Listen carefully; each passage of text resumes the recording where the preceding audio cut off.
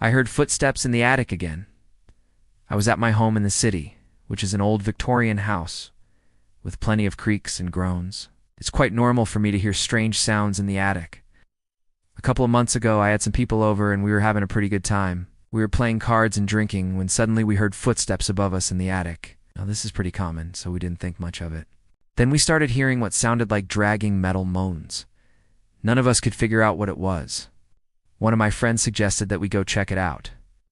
So we all slowly walked up the stairs leading to the attic door. The footsteps stopped as soon as we started making noise. When we got to the top of the stairs, we could see that the attic door was slightly ajar. Slowly, my friend pushed it open. The attic was pitch black because there was no electricity up there. The only light came from the open doorway. As he walked in, the footsteps started again. He screamed and ran out. I followed him down the stairs and into the kitchen. We stood there for a moment listening intently, but all we could hear was our own breathing. We debated about what to do next, suggested we just leave it alone, but my friend wanted to get to the bottom of it. Before I knew it, he had grabbed a flashlight and was marching back up the stairs to the attic. I followed close behind. When we got to the door, I told him I was going to stay in the hallway while he went in. He looked at me like I was crazy and said, "Are you kidding me? You're not coming?" I responded, "Nope." He shrugged his shoulders and disappeared into the darkness. A few minutes passed and I started getting worried. Where was he? Why hadn't he come back? Was he stuck? Should I go in there? I debated with myself for a few seconds before I finally decided to go and check on him. I slowly pushed the door open and stepped inside. The musty air instantly filled my nostrils. I took a deep breath and started walking toward where I last saw my friend. I could feel my heart beating faster and faster the deeper I went into the attic. Then I saw something in front of me, a pair of feet. They were small and dainty and were covered in what looked like mud. I slowly approached the feet and noticed that they were attached to a long flowing dress. I gasped as I realized that they were not my friend's feet. I spun around and noticed that the door was now closed. Panic started to set in. I tried to remember how I got in the attic, but I couldn't. It was like a thick fog had descended upon my mind. All I knew was that I needed to get out. As I frantically searched for the exit, I felt something brush against my leg. I screamed and fell backwards. I don't remember how long I stayed on the ground, but eventually I calmed down. I sat up and started to look around again. This time I noticed something that I hadn't seen before. A small opening in the wall. I stood up and cautiously approached it. It looked like a small door, but it wasn't big enough for me to fit through. I tried to open it, but it wouldn't budge. I pushed and shoved until I finally heard a loud creak. Then the small door swung open, revealing a dark hole. As I stared into the darkness, I could have sworn that I saw a pair of glowing red eyes staring back at me. I screamed and stumbled backwards. My foot caught on something and I fell to the ground. I don't remember how long I stayed there, but eventually I managed to pull myself together. I got to my feet and slowly approached the small door. I knew that if I didn't get out of that attic, I would never be the same again. With shaking hands, I reached out and touched the cool, damp wood. Then I stepped through the opening. The other side of the small door was dark and dank. The air was thick with the smell of mildew and decay. As my eyes began to adjust to the darkness, I saw that I was in a narrow passageway.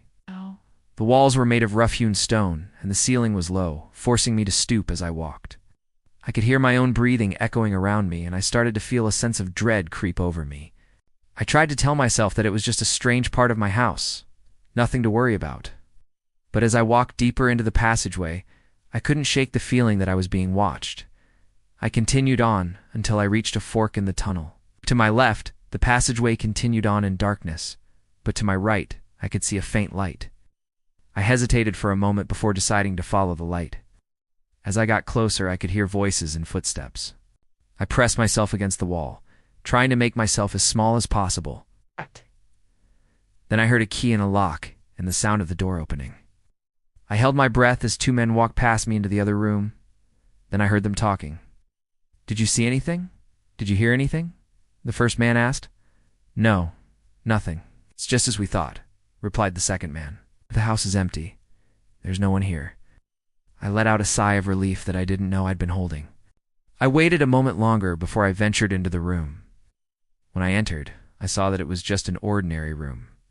There was a desk against one wall, a chair in the corner, and a bookshelf filled with old books. In the center of the room was a large safe. The two men had obviously been looking for something in here, but whatever it was, they hadn't found it.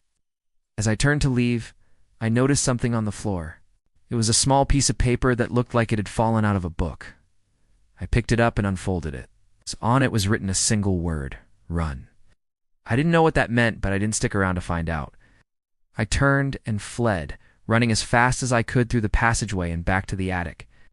When I got there, I slammed the door shut and leaned against it, trying to catch my breath.